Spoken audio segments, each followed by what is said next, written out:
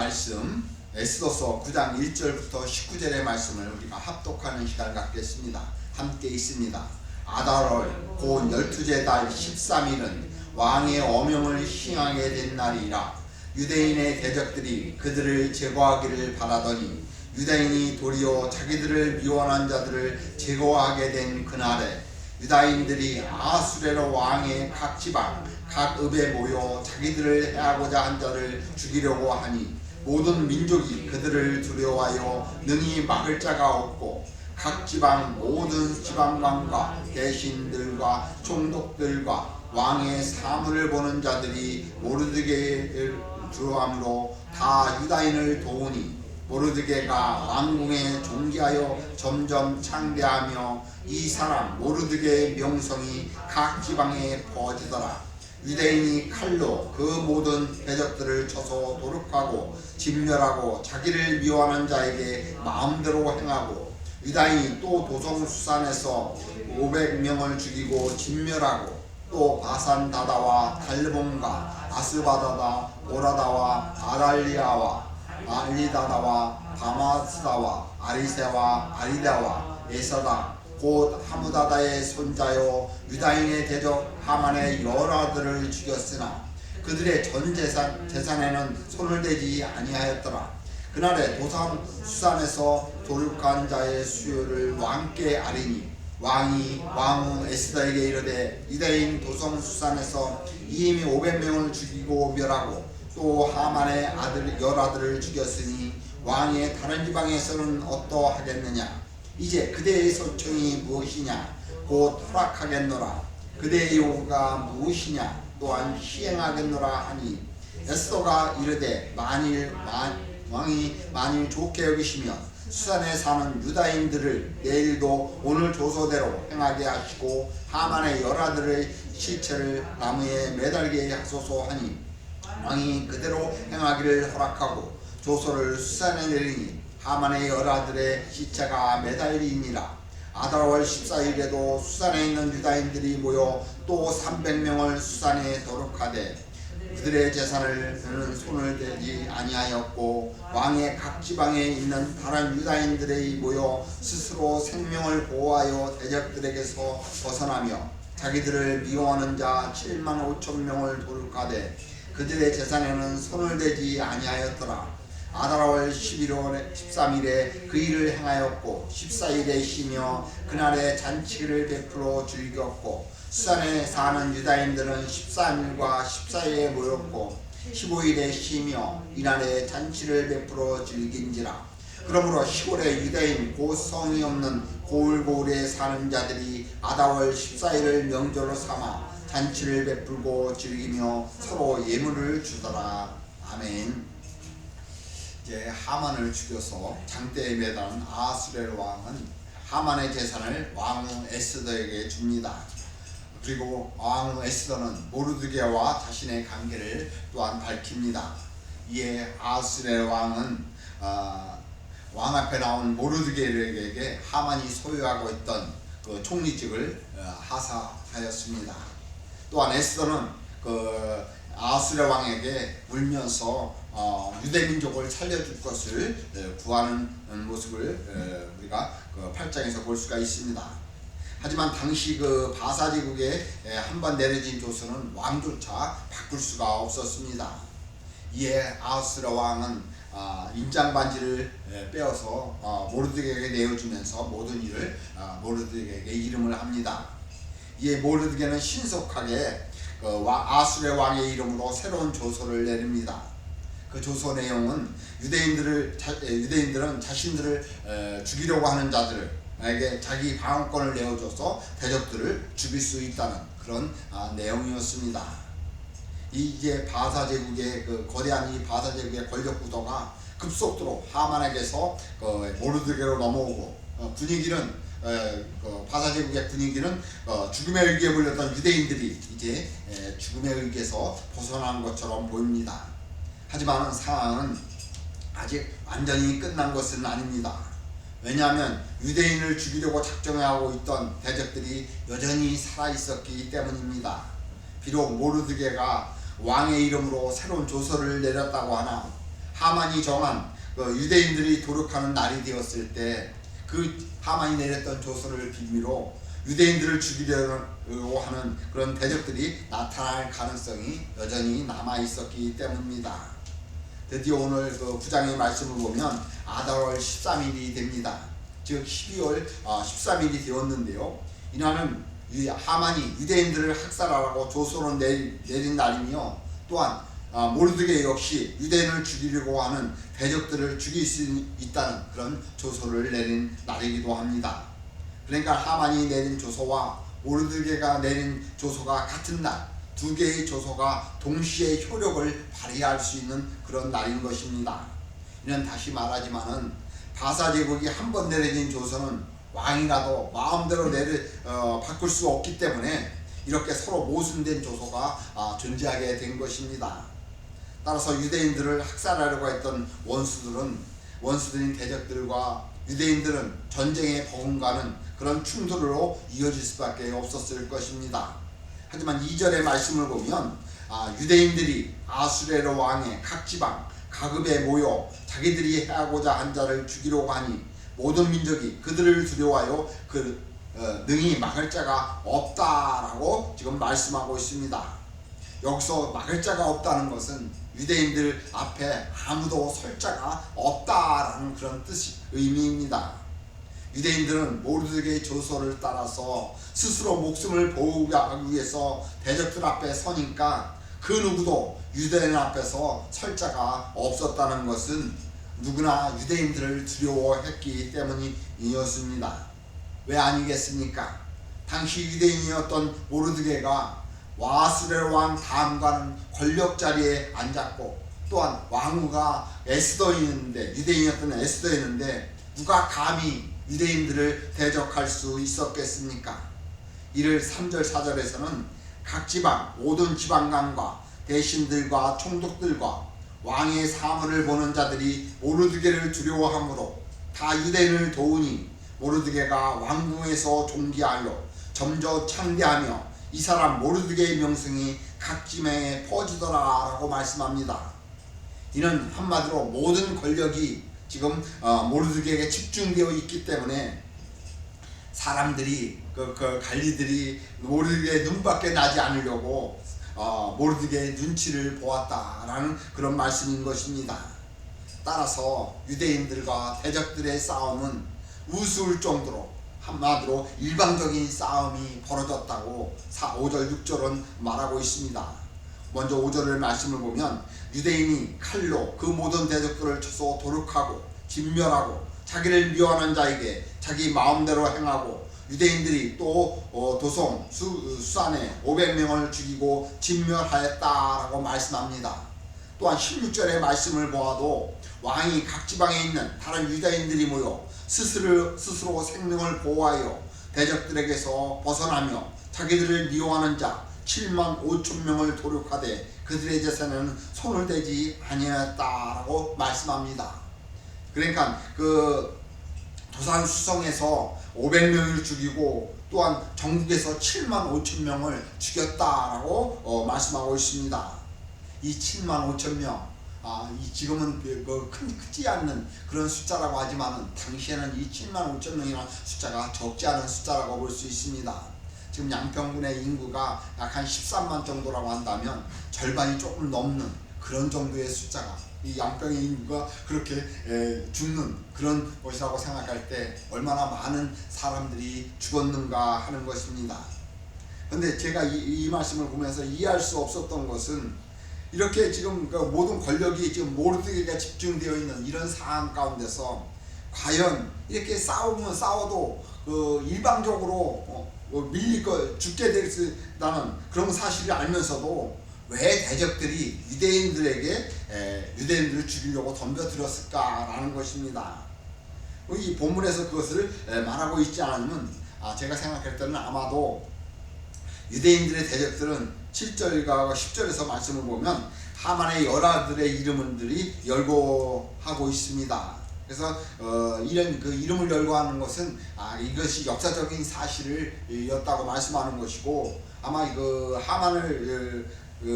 이 하만이 아멜렉 족속이라고 보았을 때 그 아멜렉 족속들과 그들을 추종하는 세력들이 있었을 것으로 보여주고 있습니다.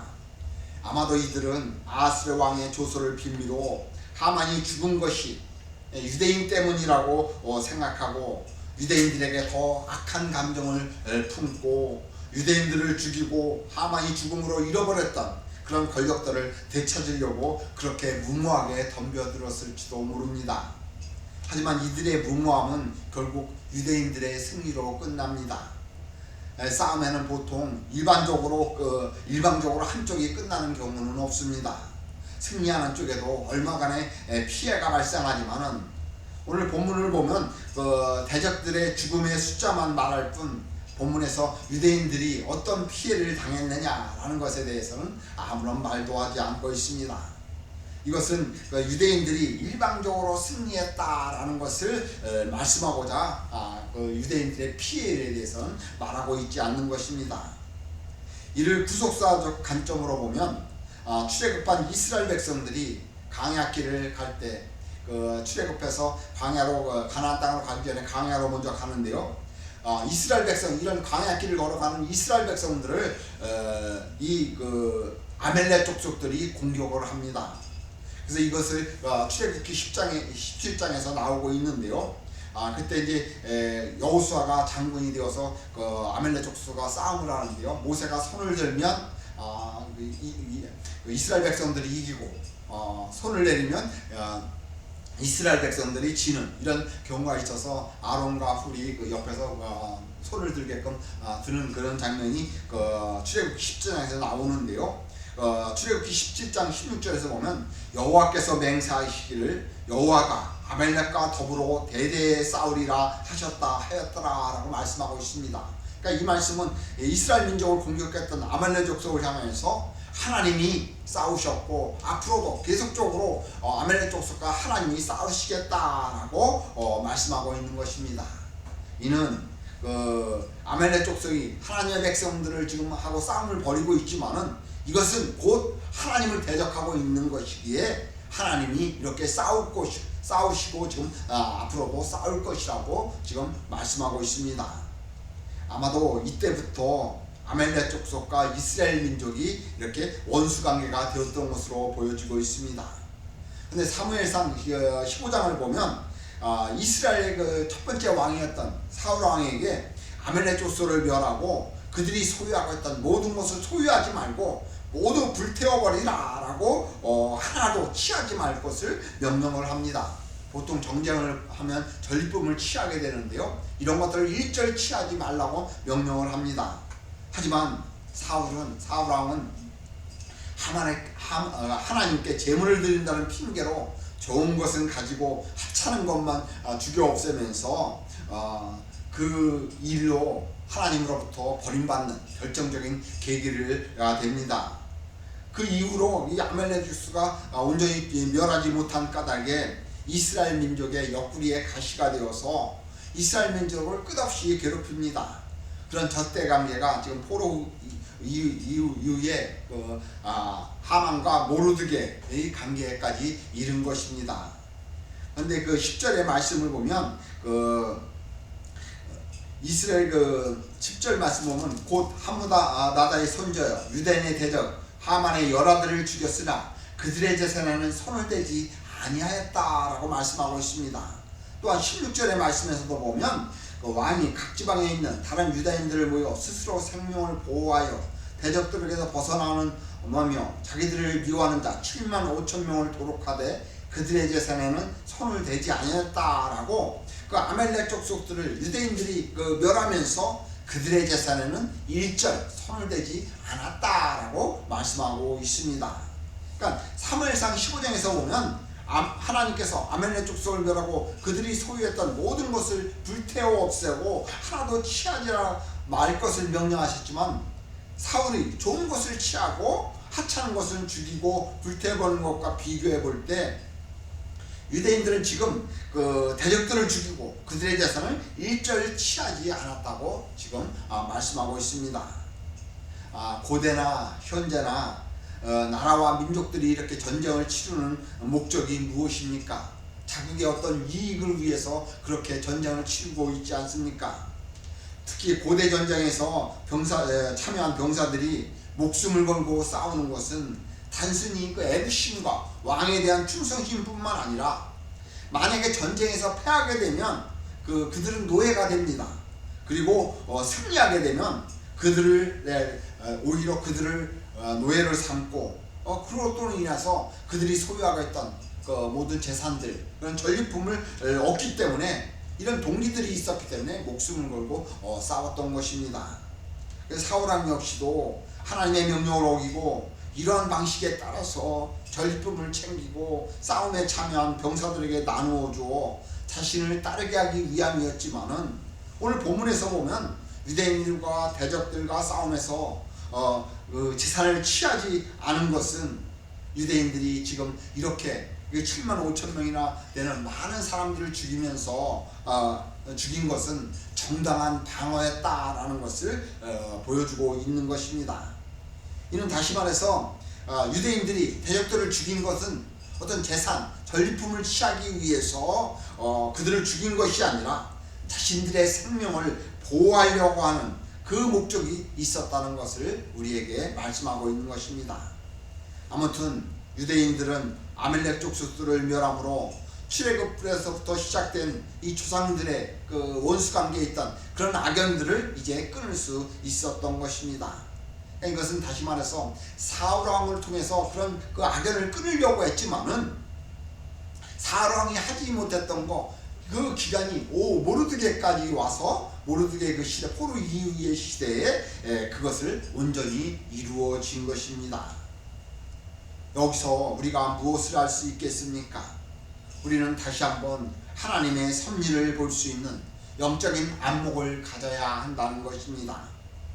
모르드게가 갖고 있던 아말렉 족속에 대한 그 악감정이 바사제국의 총리로 있던 하만에게 표출되고, 하만은 모르드게가 유대인임을 알고 유대 전민족을 말살하는 정책을 확대하여 조서를 내린 것, 전 유대인이 말살 의기에 빠뜨리고 유대인들은 도저히 헤어날 수 없는 그런 절체절명의 위기 상황에서 수산성에 있는 유대인들이 금식하고 왕으로 있던 에스더가 목숨을 걸고 아수르 왕 앞에 나아가 유대인들의 생명을 구할 수 있는 길을 열었고, 마침내 하만을 죽이고 또 다른 조서를 내려서 유대인들을 대적하려던 아멜렉 족속을 멸하기에 이른 것입니다.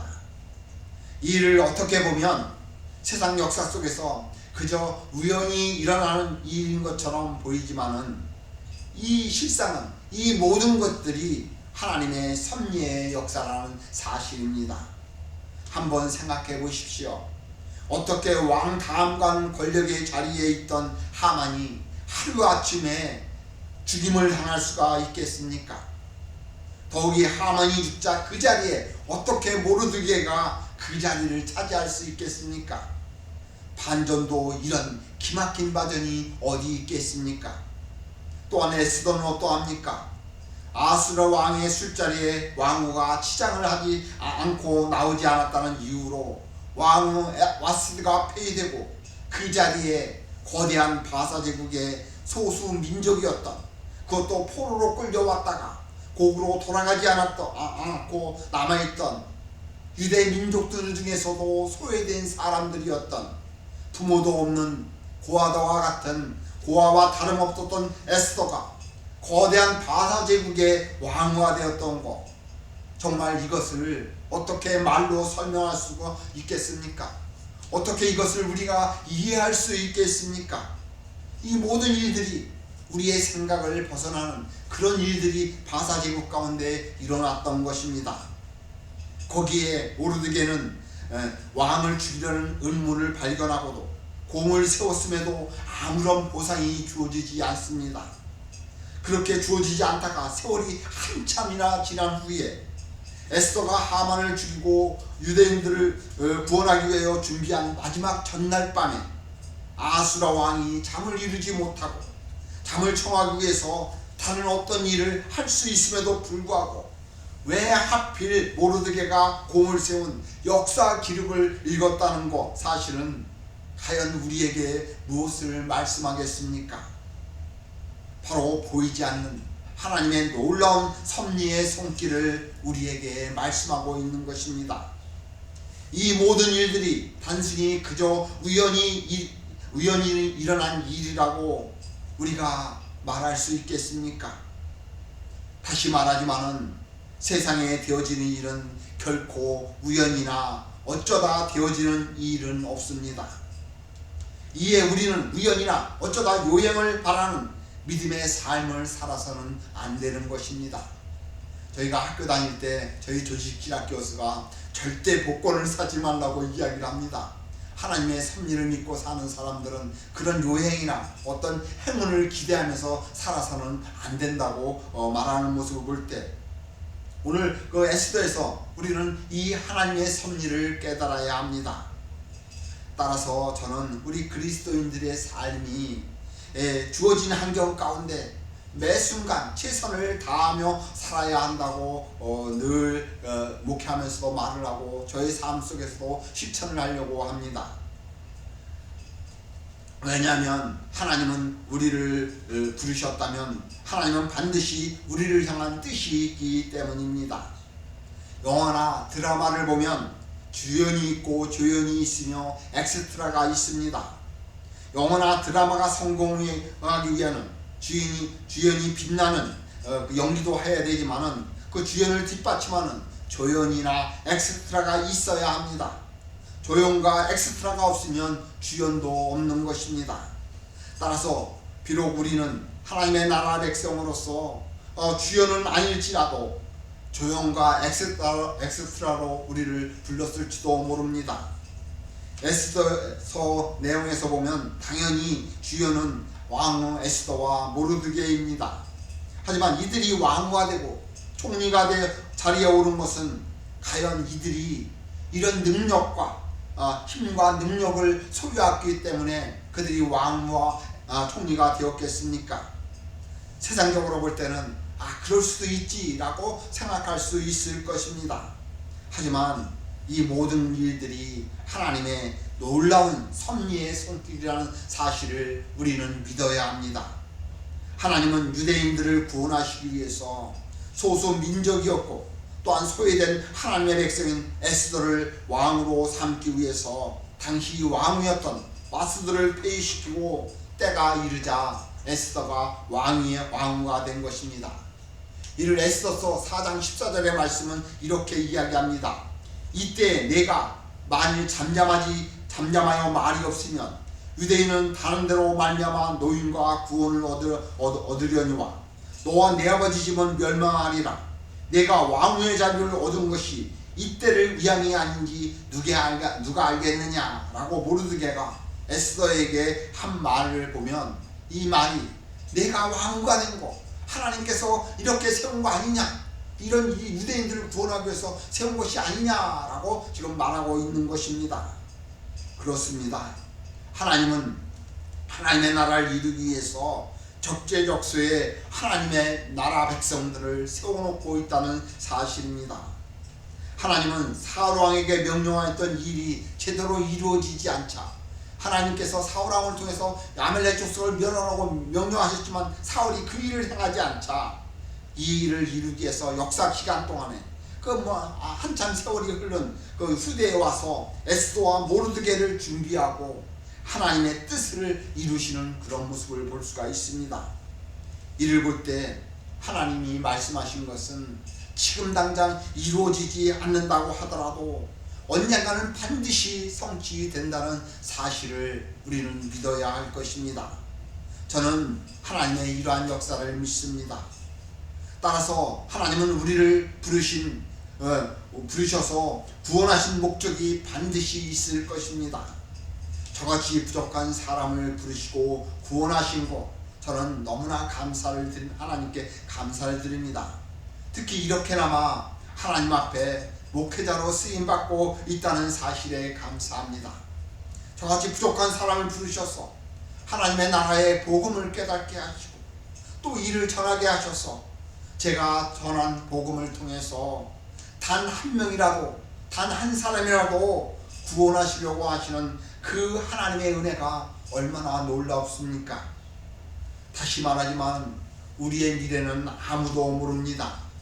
점쟁이가 알고 무당이 안다고 많은 사람들이 그런 사람들을 찾아다니지만은 우리의 미래는 세상을 창조하시고 우리를 창조하시고 세상을 섭리해 가시는 오직 하나님만 아시는 것입니다. 이는 우리가 오후에 이 예배가 끝나간 다음에 성경 공부에서 보듯이 세상 역사를 무대로 하나님의 나라를 이루어 가시는 그런 것을 보면 더욱더 잘 알 수가 있지 않습니까? 따라서 우리는 하나님이 우리를 부르셔서 구원하시는 것에 감사하고 하나님의 뜻에 따라 주어진 환경에서 감사하는 그 믿음의 삶을 살아야 하는 것입니다. 제가 중학교 다닐 때 학교 교훈이 무엇이냐면 작은 일에 충성하라 라는 것이었습니다. 그때는 이 말이 무슨 뜻인지 잘 몰랐는데요. 이 작은 일에 충성하지 않으면 결코 큰 일을 할 수 없기 때문에 아마도 이런 교훈을 세웠던 것으로 보여집니다. 사실 이 진리는 모르는 사람이 없을 것입니다. 그럼에도 사람들은 작은 일을 얼마나 하찮은 일을 이렇게 여기고 큰 일만 중요시 여기고 있습니까? 우리는 비록 이런 시골교회, 작은 교회에서 우리가 행하는 일들이 소소하고 어떻게 보면 미미하고 하찮아 보일지 모르지만은 그래서 하나님의 나라 백성으로서 세상 가운데서 그 영향력이 미미하여 하나님의 영광을 나타내지 못하고 그렇게 또한 우리 또한 하나님의 축복을 온전히 누리며 살아나가는 것처럼 보일지라도 우리는 주어진 환경에서 하나님께 감사하며 하나님이 살아나가면 하나님의 영광이 우리를 통해서 드러난다는 것입니다. 이를 사도 바울은 데살로니가전서 5장 16절부터 18절의 말씀을 보면 항상 기뻐하라, 쉬지 말고 기도하라, 범사에 감사하라, 이것이 그리스도 예수 안에서 너희를 향하신 하나님의 뜻이니라 라고 말씀하는 모습을 보게 됩니다. 그렇습니다. 우리는 우리의 주어진 환경 가운데서 불평불만하지 말고 내가 이게 그 작은 일이라도 하나님 앞에 주신 사명이라고 감사하며 그 일에 최선을 다하는 삶을 살아야 합니다. 우리는 주어진 환경 가운데서 항상 기뻐하고 쉬지 말고 기도하며 범사에 감사하는 삶, 늘 우리의 주어진 환경에 감사하는 삶을 살아야 합니다. 그것이 하나님이 우리에게 향하신 우리의 뜻이며 하나님의 뜻을 이루는 믿음의 삶이라고 사도 바울은 우리에게 말씀하고 있는 것입니다. 우리가 이런 삶을 살아나가는 것, 어떻게 보면 우리에게 하나님이 우리를 하나님의 나라 백성 삼으신 그 구원에 감사하는 그 작게나마 그 보답하는 삶이라고 할 수 있을 것입니다. 우리가 그런 작은 일의 충성함을 통해서 하나님의 영광이 나타난다면 얼마나 그 하나님 앞에 감사한 일이겠습니까? 아달 그 13일에 유대인들은 대적을 도륙하고 그 숫자를 아하스로 왕에게 아립니다. 그래서 아하스로 왕은 에스더에게 유대인이 도산수생에서 이미 500명을 죽이고 멸하고 또 하만의 열아들을 죽였으니 왕이 다른 지방에서 어떠하겠느냐? 이제 그대의 소청이 무엇이며 곧 허락하겠노라. 그대의 요구가 무엇이냐 또한 시행하겠노라 라고 12절로 에스더에게 아하스랴 왕이 묻습니다. 이는 아하스랴 왕이 에스더에게 베푼 일을 자랑스러워하고 있는 것입니다. 아내가 이쁘면 처갓집 식구 처갓집에 말뚝을 향해서 절한다고 하지만은 지금 아하스랴 왕은 바보같이 그 에스더에게 내가 너한테 이런 일을 해주던 거 얼마나 잘한 일이냐, 뭐 또 할 일이 있느냐, 내가 그 일을 들어주겠다라고 지금 자기를 뽐내고 있는 것입니다. 이러해 에스더는 그 기회를 놓치지 않고 다시 한번 왕에게 13절의 말씀을 보면 왕이 만일 좋게 여기시면 수산에 사는 유대인들이 내일도 오늘 조소대로 행하게 하시며 열아들의 시체를 나무에 매달게 하소서라고 요청을 합니다. 그러니까 에스더는 왕이 만일 좋게 여기시거든 이라는 말로 왕에게 예우를 하는 것처럼 말을 하지만은 더 예전처럼 장하게 왜 이 자기의 소청을 들어줘야 하느냐라는 것을 장하게 늘어놓지 않습니다. 그러면서 두 가지 요청을 지금 하고 있는데요. 먼저 수상에 거하는 자들로 하여금 원수들을 하루도 죽일 수 있도록 허락해달라고 요구를 합니다. 이는 유대인들의 대적들을 확실히 없애서 후환을 없애겠다는 그런 결단을 보여주고 있는 것이며, 두 번째는 이미 죽은 하만의 열아들을 나무에 매달라고 요청을 합니다. 이것은 유대인들을 해하려고 하는, 유대인들을 대적하려고 하는 자들의 말로가 어떤 것인지를 보여주고, 유대인들에게 어떤 경우든 대적하지 말라는 것을 경고하는 그런 의미를 갖고 있는 것입니다. 이에 왕의 허락이 떨어지자 아다월 14일에도 도상수성에 있는 유대인들이 모여서 유대인들의 대적들 300명을 더 죽이는 일이 일어납니다. 그리고 또한 이번에도 역시 그들의 재산에는 손을 대지 않았다고 말씀하는 모습을 보게 됩니다. 그리고 16절은 유대인들의 다른 도에서 행한 일을 요약하면서 그들이 죽인 대적들이 7만 5천 명이 되었다고 말씀합니다. 어떻게 보면 이 숫자가 아까도 말씀드렸듯이 적지 않은 숫자입니다. 그런 숫자가 죽었음에도 본문에는 말씀에 보면 스스로 생명을 보호하며 대적들에게 벗어나며 그들의 재산을 손대지했다는 표현으로서 유대인들의 행위가 사람들을 그렇게 죽이는 것이 정당성을 강조하는 그런 모습을 보게 됩니다. 이는 유대인들이 그렇게 하지 않으면 아마 유대인들이 이보다 더 많은 숫자가 죽었을지도 모른다는 것, 그것을 상기시키고 있는 것입니다. 그리고 17절의 말씀을 보면 수산성 밖에 있는 도산 수산성 밖에 있는 유대인들의 대적들을 13일에 죽이고 14일에 쉬면서 잔치를 베풀었다고 말씀합니다. 이것 또한 18절은 수산성 안에 있는 유대인들이 13일과 14일 이틀간의 대적들을 죽이고 15일에 쉬며 잔치를 베풀었다고 말씀하고 있습니다.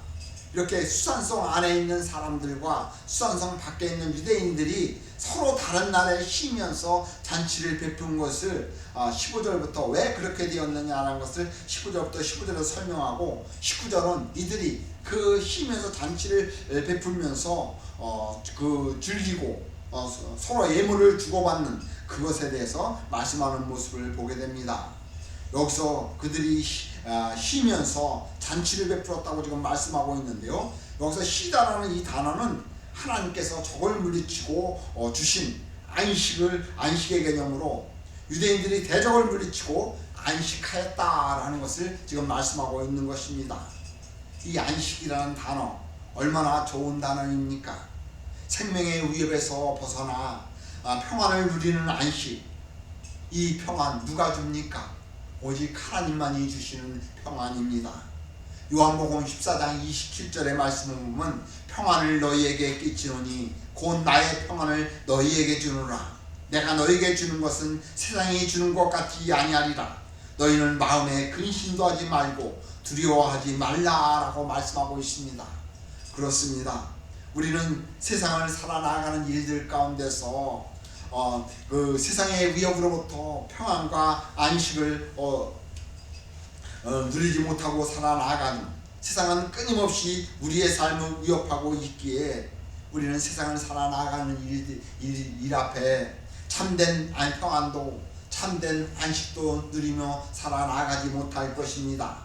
하지만 우리는 예수 그리스도께서 주시는 참된 평안과 참된 안식을 영원한 하나님의 나라에서, 또한 여기서 예수 그리스도를 믿음으로 말미암아서 부분적으로 누릴 수 있고, 그 부분적으로 누렸던 그 참된 평안과 안식을 영원한 하나님의 나라에서 누릴 수 있다는 사실입니다.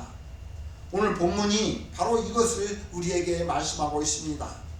우리는 비록 하나님의 나라 백성이 되었지만은 아직은 하나님의 나라가 온전히 이루어지지 않았기에 끊임없는 세상의 위협 속에서 참된 평안과 안식을 누리지는 못하지만은 하나님이 주시는 은혜를 통하여서 우리는 부분적으로 하나님이 주신 은혜를 사모하며 나갈 때 하나님의 축복으로 부분적으로 평안과 안식을 누리며 살아나가고 있습니다.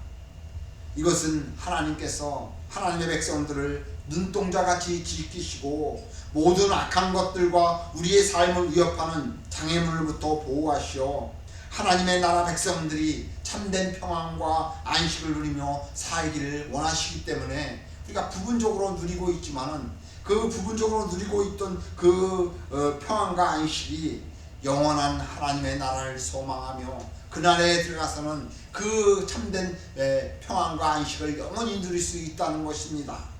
그래서 우리에게 부분적으로 그런 것들을 누릴 수 있도록 은혜를 허락하신 것은 우리에게 그 영원한 하나님의 나라에서 누릴 것을 소망하면서 믿음의 삶을 살아나갈 것이라고 하는 것을 우리에게 말씀하고 있는 것입니다.